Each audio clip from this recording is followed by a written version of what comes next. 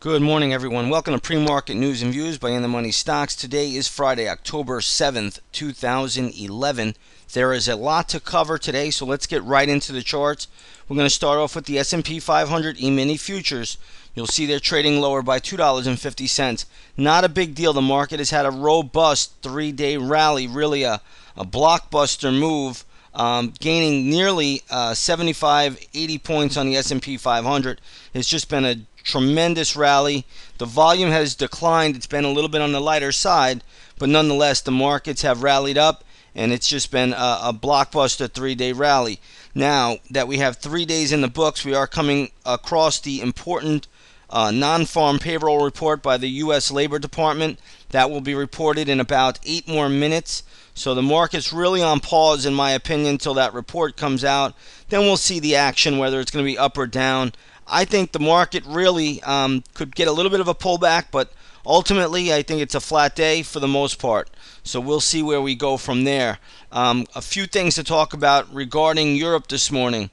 First thing we need to know is that it looks like the European Union is expected to have a bank recapitalization early next week. So that's one thing, a little bit of a positive. Now, we'll see how that all plays out. I don't know who's going to foot the bill for all this or how they're going to do this, but that is the plan.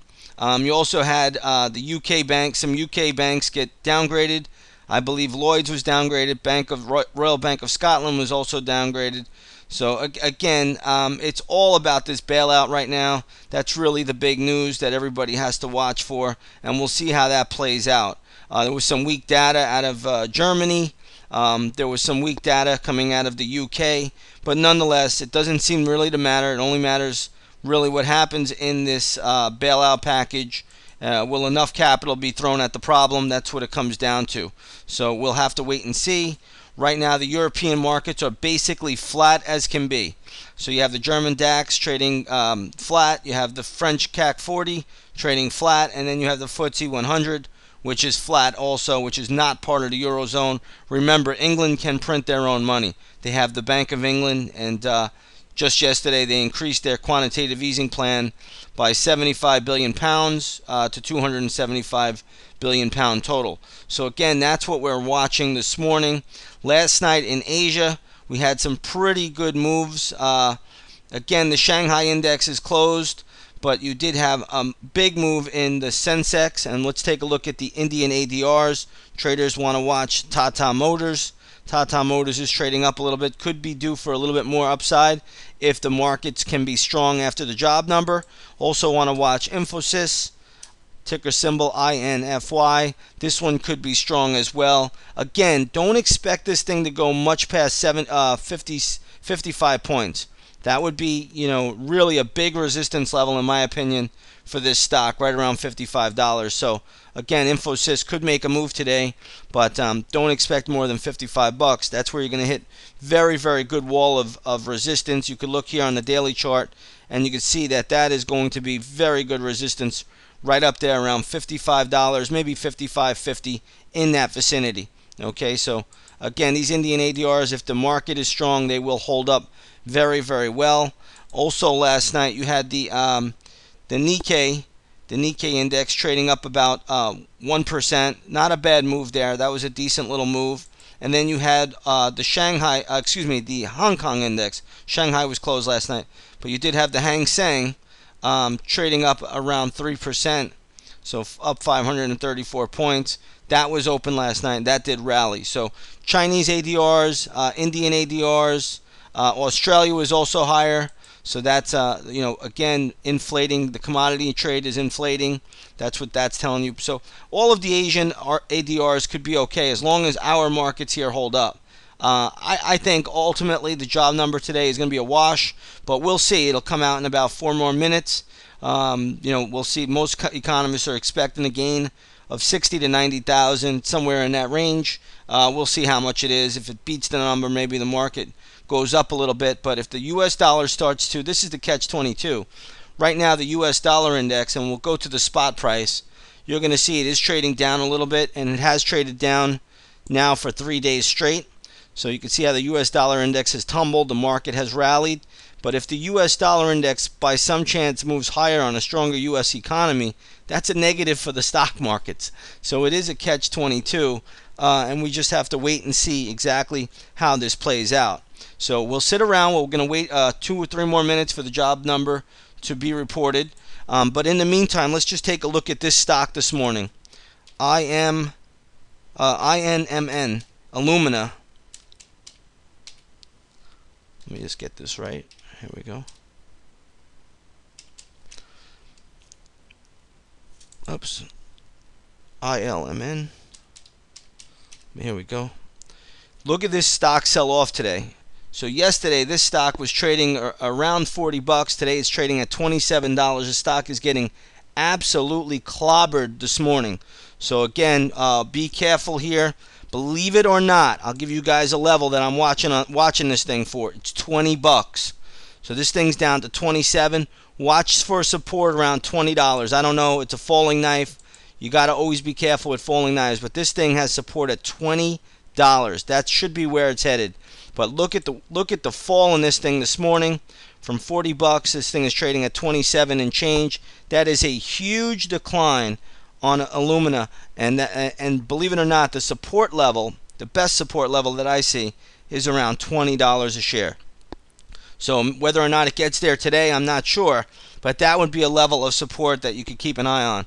But right now, I would not touch this thing with a 10-foot pole until it gets down to around the $20 level. The stock is just getting slaughtered this morning. I'm not sure exactly what the news is on that one, but it is really getting taken to the woodshed, and traders should be careful because that does have downside action. Don't think it's cheap just because it's trading down 12 points. Sure, it may bounce in between, but that's something you just got to watch. And you know, when you see stocks like this, falling knives like that, you have to realize that these things can go lower, especially in this kind of a market. If the market really fails to hold up today, well, I'm not sure it will, but just remember that this stock's probably going down to $20. Yeah, it looks like they had a bad forecast earnings, so it looks like they had a real bad forecast. But in any case, that's something you have to watch for. That stock right there probably is headed to the $20 level. Not a pretty picture by any means. And again, I know it's at 27. It looks enticing to a lot of traders, but I've seen this a million times. This will go lower. Don't buy into that. It will go lower. Okay, so traders should watch this one. Let me see what else we have in the news today. It looks like KBH is in the news this morning. Yeah, the stock's really not doing all that much. Let me take a look at another one. Oracle's in the news this morning. I don't expect much out of that either. Yeah, Oracle's not doing too much either. Just down a little bit. Not a big deal. Let's take a look at gold and silver. You have GLD, which closed at 160.49 today, trading at 160.50. So not a big deal. Let's take a look, guys. I believe the unemployment report is out. Let's go back to the futures. And here we go. Looks like the September unemployment report is out. Market is trading up. Market is trading up initially. We'll see if that's the right move. I'm not exactly sure, but look at this big spike here. Market is trading higher. Looks like September non-farm payrolls adding 103,000. Most economists were expecting between 60,000 and 90,000. So there you see the market is rallying higher on the non-farm payrolls. Now, like I said earlier, the catch-22 is going to be the U.S. dollar index. See that big spike right there? Now watch the U.S. dollar index futures. Okay, you'll see that they're trading down initially, but look how they're getting a little bit of a bid. So if the dollar gets a little bit more of a bid, then that is going to be a negative for the market. But right now, futures are trading higher. Decent little pop. They're up about 8 points now, erasing the 2-point deficit that they had before. Non-farm payrolls look to be up 103,000 in the U.S. Better than expected. Slightly better, nothing tremendous. But September unemployment rate at 9.1%. Honestly, I don't even care if the number was 0 or if it was 50 million jobs created. This is all we care about, is the action in the market. Right now, the market is bouncing higher on that. It's a very, very good move. And looks like the markets are in good shape today. So we'll see if this can hold. I have to think it can, at least for the time being, unless something comes out of Europe. But again, pretty decent little pop there on the job number, and we'll see where it goes from here. But yesterday the markets closed up strong into the end of the day. That tells you that the market was favoring a strong job report. Today you're seeing follow through to the upside on the number. How much of it was baked into the cake, I don't know. But nonetheless, it's a good move, solid move. Futures are now up 12 points, and we'll see where we head today. But again, watch the Chinese and Indian ADRs. They're going to show strength. Alrighty, everybody. We're going to leave it there for today. Enjoy your Friday. Those of you in the chat room, we'll see you on the microphone at 9:30. Everyone else, have a great weekend. God bless, and we'll see you on Monday.